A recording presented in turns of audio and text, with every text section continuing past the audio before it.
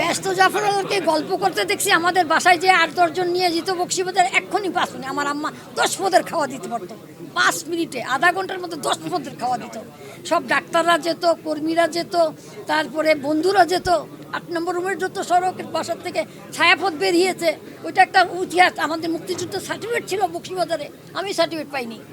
আমি পাঠিয়েছি, আমি মুক্তিযুদ্ধ সংগঠন, আমি তো রাজনীতিতে যাই না, যুদ্ধ করিনি, কিন্তু আমি যুদ্ধ শিখিয়েছি। নারা দেয় আমার বাবা মাকে ভালোবাসতো, ভাই বোনকে, আপনার প্রতি, সবার দেশবাসীর প্রতি আমার একটাই যে আমরা বাবা মা, দেশবাসী, বন্ধু বান্ধবকে ভালোবাসবো, প্রশংসা করব। নিজের যে নিজে খাইনি কোনোদিন, আমাদের খাওয়াতে।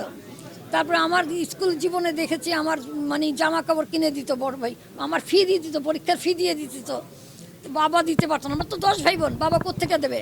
সে নিজে যখন টিউশনই করছে, চাকরি করছে, কত বড় ভাই সারা জীবন তার ইনকাম।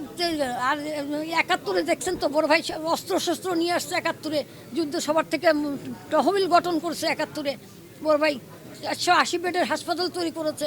বড় ভাই একদিকে যুদ্ধ করেছে, আরেকদিকে মানুষের সেবা করেছে, জীবনের শেষ দিন পর্যন্ত করে সেবা করে গেল। নিজের কিডনি দিতে চেয়েছে, বিদেশিরা নেয়নি, আমার বোন দিতে চেয়েছে, নেয়নি। এই যে অবদান, বড় ভাইয়ের অবদান, তো অবদানটাকে সার্থক করার জন্য আপনাদের সবাইকে সম্মিলিতভাবে কাজ করতে হবে। এইটুকুই আপনারা অনেক সাংবাদিক এসছেন, এই যে আমরা মানুষকে প্রশংসা করব, আমরা বাবা মাকে ভালোবাসবো, ভাই বোনকে ভালোবাসবো, দেশবাসীকে ভালোবাসবো, তাইলে একটা সুন্দর দেশ আমরা পাবো, নাইলে আর কোনো কিছুতেই পাবো না। আর সততা, সাহস না থাকলে আমাদের কিচ্ছু হবে না।